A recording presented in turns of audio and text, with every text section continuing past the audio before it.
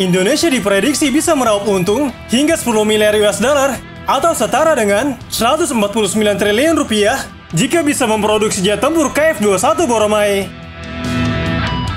Seperti diketahui, proyek pembuatan jet tempur KF-21 Boromae merupakan joint production yang dilakukan oleh pemerintah Korea Selatan dengan pemerintah Indonesia.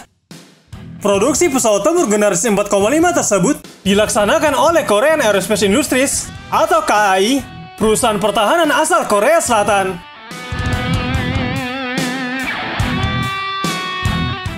Senior Manager and Chief KFX Joint Development Management Team, Lee Sung-il, mengungkapkan jika mengacu pada rencana awal, pemerintah Korea Selatan akan memiliki 128 unit jet tempur KF-21 Boromae dan pemerintah Indonesia akan memiliki sebanyak 48 unit.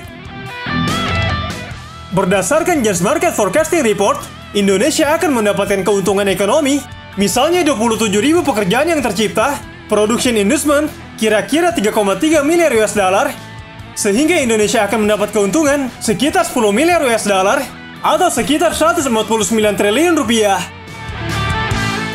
Diberitakan sebelumnya, Menteri Pertahanan Indonesia, Prabowo Subianto, sudah mengunjungi markas KAI bersama Moon Jae-in, Presiden Korea Selatan sebelumnya, untuk menghadiri rollout seremoni pesawat KF-21 Boromae untuk pertama kali.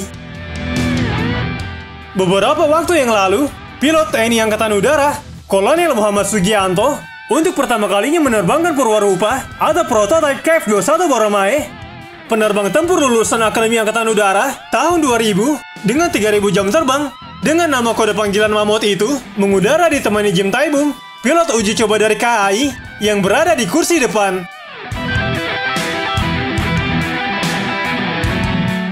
Lee Sung-il menuturkan, pembiayaan KF-21 Boromae ditanggung oleh 3 pihak, yaitu sebesar 60% dari pemerintah Korea Selatan, 20% dari pemerintah Indonesia, serta 20% dari perusahaan Korean Aerospace Industries atau KAI.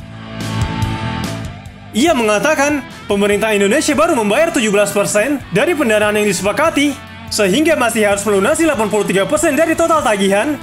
Di sisi lain, Korea Selatan telah membayar sebagian besar dari tahun 2016 sampai dengan tahun 2022. Selain itu, proyek bersama pengembangan jet tempur KF-21 Boromae antara Indonesia dan Korea Selatan ini sudah berada pada tahap Engineering and Manufacturing Development atau EMD yang direncanakan berlangsung hingga 2026 sebelum siap untuk diproduksi massal.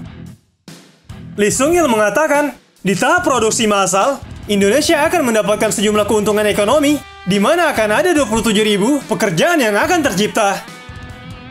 Ia menuturkan di fase EMD ini, pemerintah Indonesia akan mengambil 1 unit pesawat untuk mempelajari teknologi, pengembangan, operasi, serta produksinya. Dan di fase EMD ini, ada 30 orang Indonesia yang berpartisipasi, 2 orang merupakan pilot asal TNI Angkatan Udara, dan sisanya adalah para insinyur.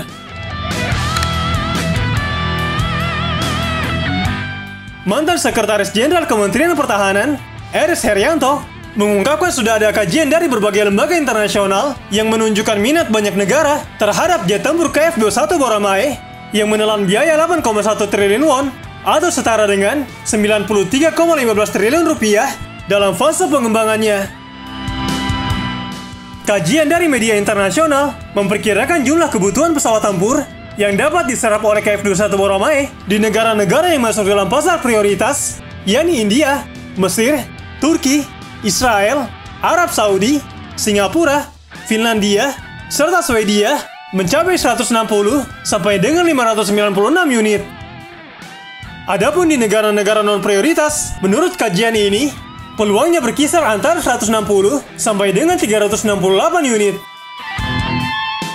Korean Aerospace Industries atau KAI berharap pemerintah Indonesia segera mengucurkan dana untuk kelanjutan proyek jet tempur KF-21 Boromae. Dalam proyek ini, pembiayaan dari pemerintah Indonesia terhenti sejak Januari 2019. Diperkirakan 800 miliar won atau 920 miliar rupiah yang belum dibayarkan oleh pemerintah Indonesia. Ini akan menyebabkan efek samping yang sangat besar dalam program pengembangan KF-21 Boromae.